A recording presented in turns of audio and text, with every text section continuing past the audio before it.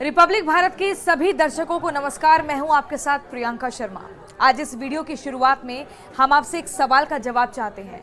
अगर कोई व्यक्ति आपसे ये कहे कि साइड से हट जाओ वरना गोली मार देंगे, तो आपका क्या रिएक्शन होगा? कमेंट बॉक्स में हमें ज़रूर बताइएगा, क्योंकि बहुत ही गंभीर मसला है ये। हरियाणा के नूह ज़िले में कुछ ऐसा ही हुआ। वहाँ पर डीएसपी सुरेंद्र कुमार बिश्नोई जो कि अपनी एक ड्यूटी पर तैनात थे, उन्होंने एक डंपर चालक को रुकने का इशारा किया, क्योंकि वहाँ पर उन्हें एक संदेह था कि इसमें अवैध खनन के जरिए कुछ पत्थर लाए जा रहे हैं। तो उस डंपर चालक को रुकवाकर चेकिंग करनी थी। और इसी के बाद ड्राइवर बोलता है डीएसपी सुरेंद्र सिंह बिश्नोई को कि साइड से हट जाओ वरना गोली मार देंगे। वो डरे नहीं, अडिग रहे अपनी ड्यूटी पर, पूरी तरह से अपने कर्तव्य को, अपने फर्ज को उन्होंने अदा किया। और डंपर चालक ने भी बहुत ही एक हम ये कहेंगे बहुत ही हैरानी वाली बात है, हम इस तरह के हौसलों की सराहना नहीं करते हैं। डंपर चालक ने डीएसपी के ऊपर ही डंपर चला दिया और उसके बाद वो वहाँ से निकल गया। लेकिन बड़ी उसने होशियारी दिखाई कि जो सरकारी वाहन था, जो डीएसपी की गाड़ी थी, उसके आसपास उसने वो पत्थर गिर दिए जिसको वो खनन करके ट्रक में ला रहा था, ताकि वो गाड़ी पीछा ना कर पाए। अब इसके बाद तमाम सवाल खड़े होते हैं।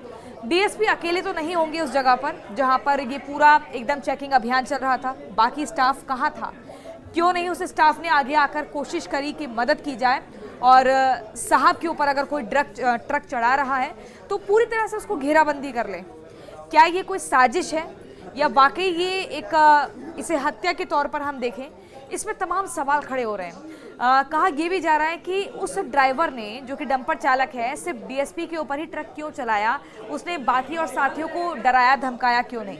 क्योंकि वहाँ पर एसएचओ भी थे, वहाँ पर और भी सिपाही थे, लेकिन किसी ने भी आकर बढ़ चढ़ कर आगे आकर मदद क्यों नहीं की? और जब भी पूरी घटनाक्रम हो रहा था तो उन बाकी स्टाफ ने गोली क्यों नहीं चलाई? उन्होंने कोई भी ऐसा कदम क्यों नहीं उठाया? उन हथियारों का, सरकारी हथियारों का इस्तेमाल क्यों नहीं किया, ताकि ये जो वारदात हुई है ये होने से रुक पाए? क्योंकि डीएसपी अब इस दुनिया में नहीं है। सुरेंद्र कुमार बिश्नोई की जान चली गई है, उनकी मौत हो चुकी है।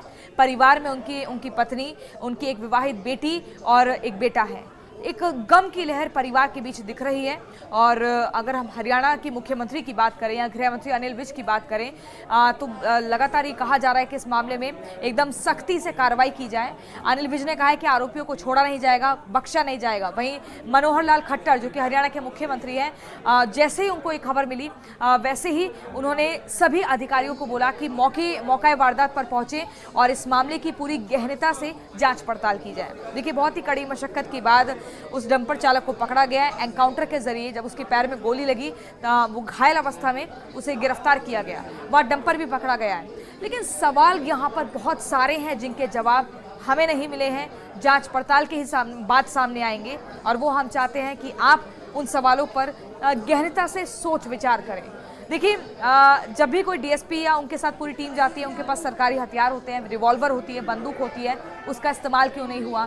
जब इस तरह की चेकिंग अभियान चल रहा था तो क्या पहले से कोई लीड मिली थी, या फिर इस तरह का अवैध खनन होता ही है वहाँ पर और इस तरह से मुस्तैदी रहती ही है? तो इसमें ज़्यादा अलर्टनेस क्यों नहीं दिखाई? ज़्यादा स्टाफ वहाँ पर मुस्तैद क्यों नहीं हुआ? क्या ये कोई साजिश के तहत इस पूरी घटना को अंजाम दिया गया है?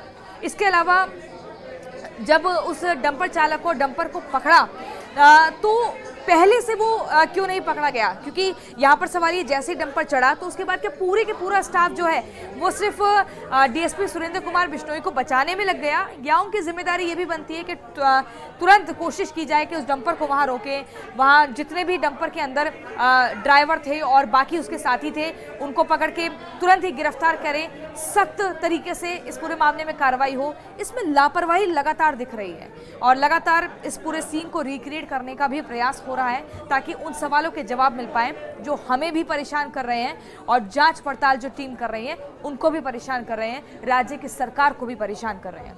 ये वीडियो अगर आपको अच्छी लगी हो तो अपने परिवार और अपने दोस्तों के साथ जरूर साझा करें। और हाँ, हमारे इस डिजिटल प्लेटफॉर्म को लाइक, शेयर और सब्सक्राइब करना ना भूलें।